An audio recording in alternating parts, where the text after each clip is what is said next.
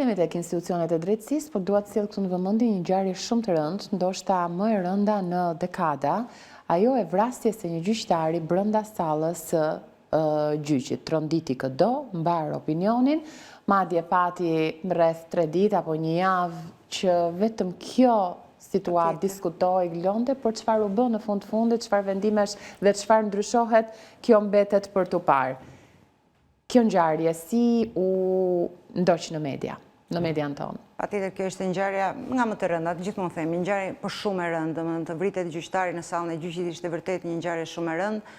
Ne patjetër që media jone transmetoi, madje e mbajmën të ishim të parë që dham këtë lajm, edhe pse ishte një lajm shumë i keq, i kopshëm, por u përpoqëm që të shmangim shohun, spektaklin e dhunës nga thelbi, pra që vritet një gjyqtar, që institucionet e drejtësisë janë kaq të pambrojtura, sepse është tjetër tani të flasësh ja si u vra, ja ku është gjaku, ja këto janë gjëra shumë të rënda që ne duhet i shmangim, po për hir të transparencës do të japim lajmin. Ne vëmë në lëvizje me lajmin tonë edhe institucionet tjera, polici, shoqata gjyqtarësh, qeveria që të flitet për sigurinë e gjyqtarëve. Se ku do të shkojnë tani me masat që morën, siç e kemi ne, që kur ndodh gjëja marrin disa masa shpejt, do ta shohim, por uroj që kjo të mos ndodh prapë, është një cënim shumë i rëndë i sistemit të drejtësisë. Kjo jep një mesazh edhe gjyqtarëve të tjerë që jeni kaq të brisht, kaq të cënushëm, sa që mund edhe t'ju marrim jetën nëse jepni vendime kundër nesh. Pra nëse kjo ekziston tek kjo frikë tek gjyqtarët, atëherë nuk do të ketë drejtësi të vërtetë. Është shumë të rëndë. Për këtë ngjarje, ndërkohë një tjetër ngjarje do doja të sjellja në vëmendje atentatin që ndodhi pranë rreth rrotullimit të Rinasit. Në fakt, kishte kohë që nuk ndodhnin ngjarje të tilla. Një natyre të tillë. Madje mbaj mend këtu edhe deklaratat e ministres një ditë më parë. Po, se sa të ndodhte kjo ngjarje dhe duket sikur ne jetojmë në një vend tërësisht të pasigurt dhe ku është mirë organizuar gjithçka për të kryer një por nëse ne para një minuti folëm për vrasjen e gjyqtarit, imagjinoj se çfarë sigurie ka. Pra, flasim për vrasjen e gjyqtarit brenda në sallën e gjyqit, brenda në një institucion ku çdo kush duhet kalojë nëpërmjet filtrave, nëpërmjet detektorëve, kalon ai brenda me armë dhe nuk konstatohet. Imagjino se çfarë bëhet në mes të rrugës madhe.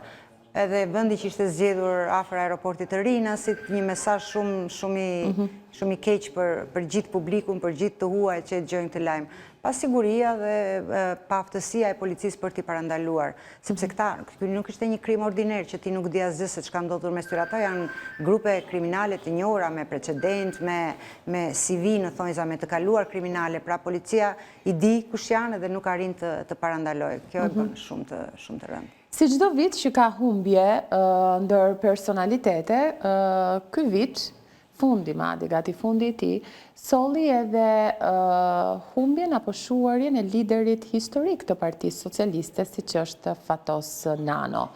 U realizua një përcjellje e mirë organizuar nga shteti, por që ne në studio kemi patur shumë biseda, intervista edhe të veçanta për rastin e Fatos Nanos sjell në mes kujtimesh.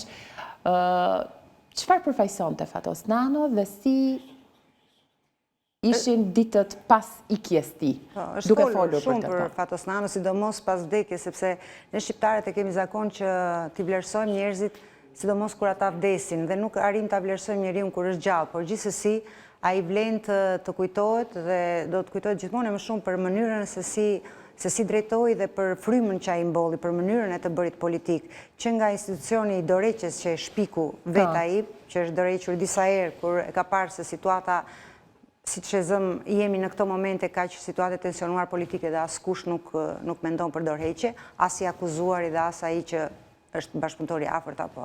Kurse zoti Nano e bëri këtë dhe më herët edhe në parti, zoti Nano kishte meritën e madhe që kishte mbjellë në Partinë Socialiste frymën e debatit, frymën e kundërshtive, pra nuk përjashtonte njerëz të cilët flisnin kundër, por në fakt bënte jetë partie, se tani nëse e ke parasysh ne nuk flasim kurrë se çfarë ndodh, di që ti se çfarë ndodh në Partinë Socialiste, para shumë vitesh kur unë isha gazetare terreni, ne shkonim si shkonim në Partinë Demokratike për lajme, shkonim në Partinë Socialiste, sepse aty bëhej jetë partie, aty diskutohej, aty bëheshin përgjithshëm drejtues që debatonin, akuzoheshin, edhe shaheshin në fund të fundit, ama dilte diçka nga kjo lëvizje. Kurse tani nuk ndodh asgjë.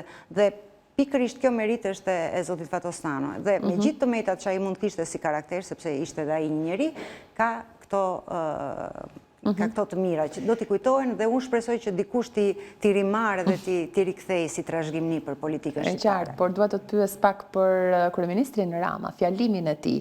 Ishte një fjalim jo i zakonshëm, ai përcjelljes të Fatosnanos, foli zonja e tij, por më pas kryeministri Rama. Çfarë solli ai fjalim ndryshe, nga ç'mund të ishte kuptuar për marrëdhënien Rama-Nano? Zoti Rama, ne duhet ta pranojmë që është një njeri që shkruan edhe flet shumë bukur dhe i zgjedh fjalët që thot sidomos në për raste të tilla.